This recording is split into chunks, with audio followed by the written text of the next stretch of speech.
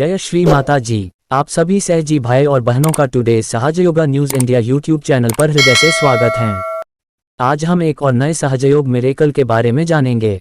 1986 में गणपतिपुले यहाँ पर हुए सहजयोग मैरिज कार्यक्रम में श्री माताजी द्वारा किया गया एक लाइव मिरेकल, जो सबको हैरान और सोचने पर मजबूर कर देगा ऐसा भी हो सकता है। सुनिए इस अद्भुत, अविश्वसनीय, अकल्पनीय मिरेकल में एक बार जरूर आप सभी। उसे यहाँ लाओ। Wolfgang Haeckel, Eternally Inspiring Recollections of Our Divine Mother Volume 3, 1984-1986 से साभार। सहज योग में आने से पहले मैं सबाइन नाम की एक लड़की को जानता था। हम एक दूसरे को कई वर्षों से जानते थे और मैंने स्वयं आत्म साक्षात्कार प्राप्त करने के कुछ ही समय बाद उसे भी मैंने आत्म साक्षात्कार दिया। श्री माताजी हमारा नाम नहीं जानती थी क्योंकि उस समय हम काफी बैकग्राउंड में थे। कुछ समय बाद हमें यह स्पष्ट हो गया कि अगर हमें सहज योग में प्रगति करनी है तो हमें या तो शादी करनी चाहिए या एक भाई और बहन का रिश्ता रखना चाहिए।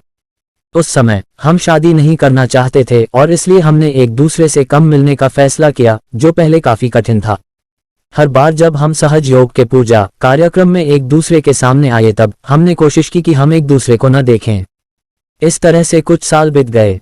अब सहज योग में हम में से सभी प्रत्येक के लिए आदर्श विवाह साथी खोजने के लिए श्री माताजी के चरणों में समर्पण कर सकते हैं, और मैंने किया।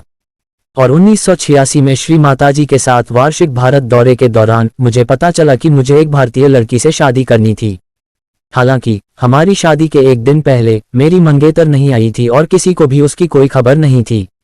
श्री माताजी ने उनके पिता से बात की और मैं भी उनसे बात कर पाया, लेकिन फिर भी लड़की नहीं आई। इसलिए इस लड़की से शादी करने की मेरी इच्छा खत्म होने लगी। अचानक मुझे श्री माताजी की उपस्थिति में बुलाया गया।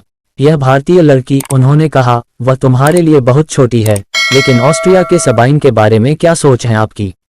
मैं औंधे मुंह जमीन पर गिर पड़ा, अपने गलती पर शर्मिंदा हुआ।